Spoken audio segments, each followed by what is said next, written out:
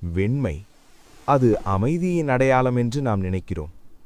ஆனால் அந்த வெண்மையிலே எத்தனை நிறங்கள் மறைந்திருக்கிறது தெரியுமா? அவள் அதிகமாக பேசாதவள், அதிகமாக சிரிக்காதவள், ஆனால் அன்பை அளவில்லாமல் வைத்திருப்பவள். அவளுக்கு வாழ்க்கை என்றால் பொறுப்பு, பொறுமை மற்றும் சமரசம். தன் வலியை யாருக்கும் தெரியாமல் மௌனமாக சுமந்து கொள்ளத் தெரிந்தவள். அவன் வெளியில் கடினமானவன், யாரிடமும் அதிகம் நெருங்காதவன். அவனது கண்களில் நம்பிக்கை குறைவு, மனதில் பழைய காயங்கள். அவனுக்கு காதல் என்றால் பலவீனம் போலத் தோன்றியது. திருமணம்.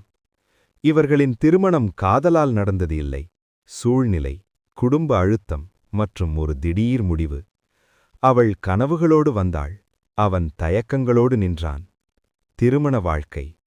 திருமணத்திற்குப் பிறகு அவன் அமைதி, தூரம், கட்டுப்பாடு.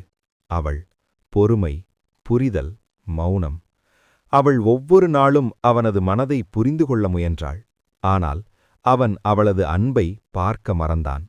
மோதல்கள். சிறிய விஷயங்கள் பெரிய சண்டைகளாக மாறின. பேசாத மௌனம் இடைவெளியாக வளர்ந்தது. அவன் அவளை தவறாக புரிந்து கொண்டான். அவள் தன் வலியைச் சொல்லாமல் மௌனமாக அழுதாள். உடைப்பு. ஒரு நாள் அவளது பொறுமை மெல்ல உடைந்தது. அவள் புரிந்து கொண்டாள், அன்பு கொடுப்பது மட்டும் போதாது, அதை மதிக்கவும் வேண்டுமென்று. அவள் மனதளவில் அவனை விட்டு விலகினாள். அப்போதுதான் அவன் உணர்ந்தான், அவளது மௌனம் எவ்வளவு பெரிய அன்பு என்று. அவள் இல்லாத வீடு வெறுமையாக இருந்தது. அவள் பேசாத வார்த்தைகள் அவனை குத்தியது. மாற்றம். அவன் மாறினான், தன் தவறுகளை உணர்ந்தான்.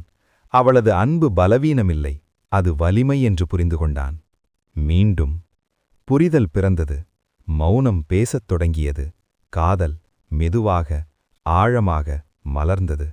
வெண்மை ஒரே நிறமில்லை, அதில் காதல், வலி, பொறுமை மற்றும் நம்பிக்கை எல்லாமே இருக்கிறது. அதுதான் வாழ்க்கை.